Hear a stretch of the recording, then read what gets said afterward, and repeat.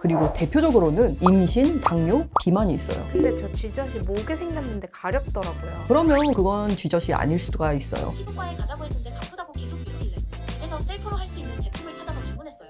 이거는 좀 신박한데요? 근데 결론부터 말씀드리면 안녕하세요, 빛나는 피부 닥터 영입니다. 오늘의 주제는 바로 쥐젖입니다. 의학적 용어로 연성 섬유종이라고 하는데 작게는 1mm에서 크게는 몇 cm까지 커지는 부드러운 섬유종입니다. 만져보면 말랑말랑한데요, 이게 솟아오른 콜라겐 덩어리예요. 양성 종양의 일종이기 때문에 미용적인 측면 외에는 사실 큰 문제가 없어요. 주로 목이나 겨드랑이, 눈꺼풀, 사타구니, 엉덩이 주름, 유방 아래처럼 마찰이 잦은 부위에 생깁니다. 눈꺼풀에 있는 쥐젖도 뗄 수 있나요? 그럼요. 너무 눈이랑 가까운 게 아니라면 충분히 뗄 수 있어요. 쥐젖은 왜 생기는 거예요? 사실 의학적으로는 이 발생 원인이 정확히 밝혀진 게 없어요. 근데 추측되는 원인들은 있어요. 먼저 노화예요. 물론 나이가 든다고 무조건 쥐젖이 생기는 건 아니지만 피부 탄력이 떨어지는 시기와는 밀접한 관련이 있거든요. 특히 40, 50대 이후부터는 피부 속 콜라겐과 엘라스틴이 점점 줄어들면서 피부가 얇아지고 늘어지니까 그 과정에서 생기기 쉬운 조건이 만들어지는 거예요. 그리고 대표적으로는 임신, 당뇨, 비만이 있어요. 임신하고 나서 쥐젖 생긴 분들 많으시죠. 임신할 때 호르몬 변화 때문에 일시적으로 쥐젖이 늘어나는 경우가 좀 있고요. 당뇨로 인슐린 저항성이 큰 분들은 각질 세포의 성장과 분화가 비정상적으로 활발해지면서 쥐젖이 더 잘 만들어질 수 있어요. 그리고 비만이시면 이제 피부 접합 부위가 마찰이 생기면서 쥐젖이 물리적으로 늘어날 수 있답니다. 근데 저 쥐젖이 목에 생겼는데 가렵더라고요. 그러면 그건 쥐젖이 아닐 수가 있어요. 편평사마귀일 확률이 높아요. 많은 분들이 쥐젖이랑 편평사마귀를 헷갈려 하시는데요. 사실 두 가지는 생긴 것도 다르고 특성도 달라요. 이게 사진으로 보면 쉬운데 PD님 둘 중에 어떤 게 쥐젖인지 맞춰보세요. 오른쪽? 맞아요. 이게 비교해보면 확연히 티가 나요. 쥐젖하고 편평사마귀 어떻게 달라요? 쥐젖은 목이 있어요. 그래서 대롱대롱 달려있다고 생각하시면 되고 편평사마귀는 딱 달라붙어 있는 모양이에요. 그리고 자세히 보면 오돌토돌하게 솟아 있거든요. 그 차이입니다. 가려움이 동반된다면 편평사마귀일 가능성이 좀 더 높아요. 조직 모양 사진을 보면 더 확연하게 알 수 있는데요. 편평사마귀는 약간 낮고 울퉁불퉁하게 생겼다면 쥐젖은 약간 봉우리처럼 나와 있고 꽃처럼 생겼어요. 의학적으로 구분하면 쥐젖은 섬유 조직과 콜라겐 섬유가 증식된 양성 결절로 염증이 아니라 피부의 물리적 호르몬적인 변화로 생긴 거고, 편평사마귀는 인유두종 바이러스 감염으로 인해 표피층이 비정상적으로 증식한 바이러스성 질환이에요. 그래서 편평사마귀는 웬만하면 치료를 권유드립니다. 그대로 두면 점점 개수도 늘어나고 면도기나 손 접촉을 통해서 다른 부위로 옮겨갈 수도 있거든요. 전염성이 있기 때문에 조기에 제거하시는 게 가장 좋습니다. 반면에 쥐젖은 감염성 질환은 아니에요. 그래서 건강상으로는 큰 문제는 없지만 옷에 걸리거나 미용적인 이유로 제거를 많이들 하세요. 방치하면 사실 목에 안 좋은 게 크죠. 근데 쥐젖은 집에서도 뗄 수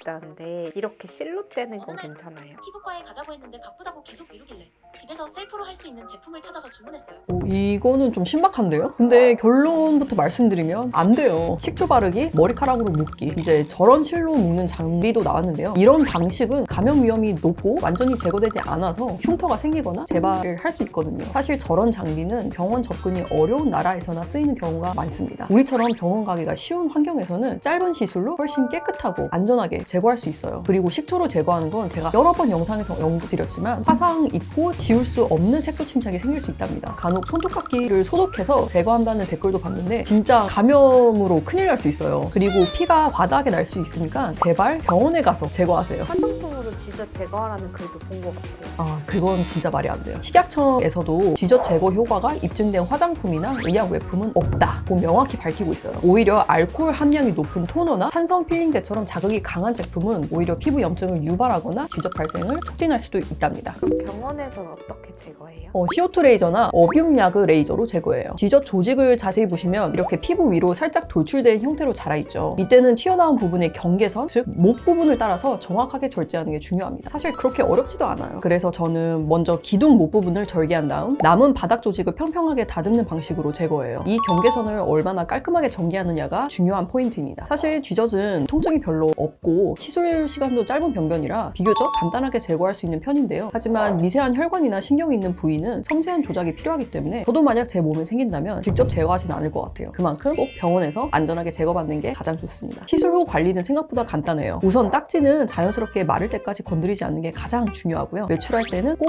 자외선 차단제를 발라주세요. 그리고 딱지가 떨어진 다음에는 색소 침착이 남을 수 있기 때문에 연고나 재생크림을 함께 사용해 주시면 피부 회복이 훨씬 빠릅니다. 지젖은 CO2랑 아까 어분약으로 한다고 했잖아요. 뭐가 달라요? 어뷸 야근은 색소 침착이 잘 안 남는 대신에 깎을 수 있는 깊이가 너무 얕아요. 그래서 지젖을 제거할 때는 좀 불편한 점이 저는 있더라고요. 그래서 CO2를 저는 주로 쓰고 있고, CO2는 이제 시술자가 깎을 수 있는 범위를 정할 수 있기 때문에 깊숙하게 깎을 수 있거든요. 지젖은 보기엔 단순해 보여도 피부 자극이나 감염으로 번질 수 있기 때문에 혼자 손대지 마시고 꼭 병원에서 정확히 진단받고 치료하세요. 더 궁금한 점은 아래 댓글로 남겨주시고요. 저에게 직접 상담받거나 예약하고 싶다면 옆에 카카오톡 상담하기로 연락주세요. 저는 빛나는 피부 닥터 영이었습니다. 안녕.